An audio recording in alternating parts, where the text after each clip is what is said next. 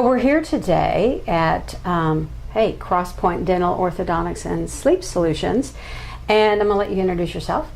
My name is Dr. Ashley Curver, and I'm the owner doctor at Crosspointe Dental Orthodontics and Sleep Solutions. Okay.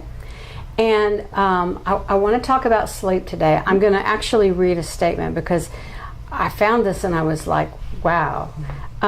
More than 50 million Americans suffer from sleep disorders, and another 20 to 30 million suffer from intermittent sleep problems, which I guess it means it's not chronic. Sure. So with that statement alone, I mean, it's safe to assume that it's an epidemic, right? Yeah. So let's start with, why is sleep important? Sure, that's a great question. So when we sleep, it actually regulates most of our hormone production. When patients don't get adequate sleep or don't get good, deep, restful sleep, it can lead to multiple health disorders down the line if it's not corrected and treated. Okay. And when you say deep sleep, I mean, how do people know? How do people know? If I just go to bed at night, I go to bed at 8 o'clock, I wake up at whatever. How do I know if I've had deep sleep, if I've had good sleep? How do I know? So when you sleep, your body is repairing itself from the day. Okay. So when you go to sleep, it's actually a repair process. Your brain is actually filtering, it's cleaning out. You are forming memories from things that you've learned during the day. You should be dreaming. So how you know if you've gotten good sleep or not is when you wake up in the morning, you should feel refreshed. You should feel ready to go, ready to take on the day. You shouldn't feel like you want to go back to sleep. You shouldn't feel like you've slept for 15 minutes. So that's how you know that you've gotten a good night's sleep. Okay. So with the stats that they're talking about, 50 million people. Why so many? What's going on that's creating this problem? Sure. So sleep is so multifaceted. I think part of it within the last few years, I remember people bragging about how little sleep they had gotten, and actually, that's kind of a badge that they wear. Well, I only need 4 hours a night, or I only need 5 hours a night. Well, in actuality, they think that they're, and people, we work so hard these days, and our stress level is so high, and all those things interfere with our sleep. But actually, a lot of people will stay up late to get work done, catch up on things, and they think that they're being more productive by staying up late. But in actuality, they've done studies and productivity declines with when patients get little sleep.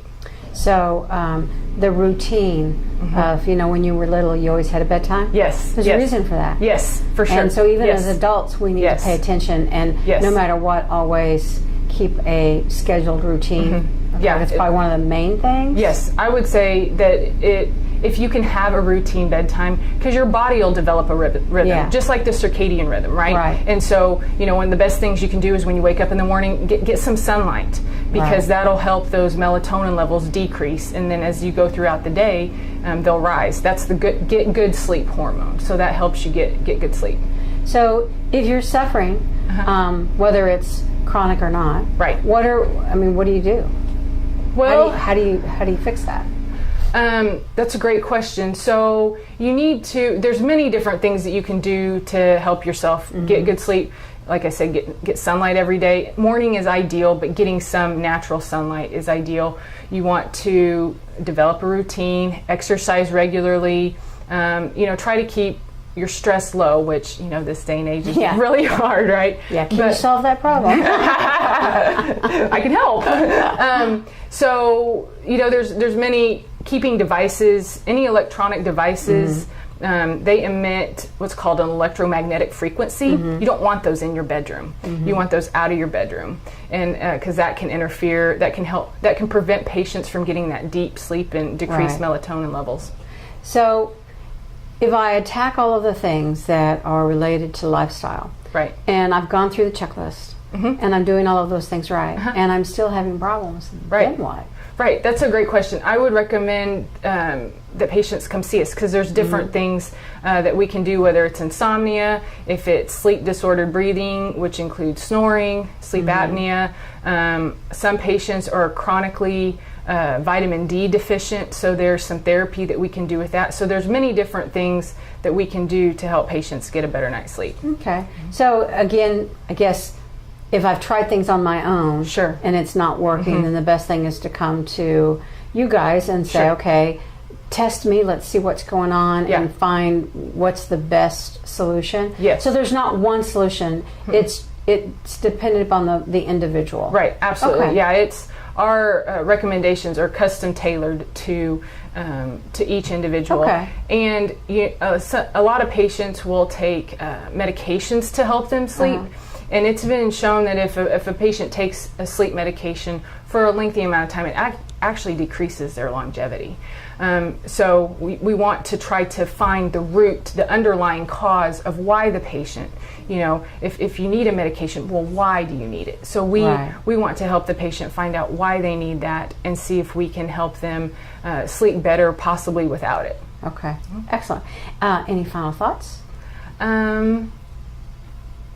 I would say the one thing that you can do to help yourself get a better night's sleep would be to make it a priority. Okay. And you have to make yourself a priority, and so you can be that mom, so you can be the dad, so you can be who you want to be at work. If you make sleep a priority, it'll pay off by helping you live a longer and healthier life. Well, and I think, to me, the importance of it is it's detrimental to your health. It is. Overall. It is. So it's not just, I'm not sleeping good.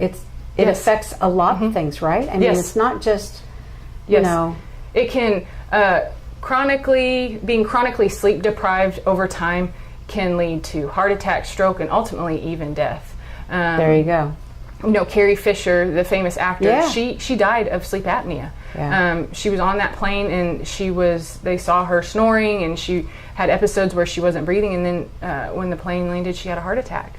Wow. Yeah. So a lot of people think, oh, it's just snoring, but really it can be something. It's a symptom. It could be a symptom. It could of be something. For sure. Yeah. So we need to get it checked out. Yes, absolutely. All right. Thank you. My pleasure. Thank you.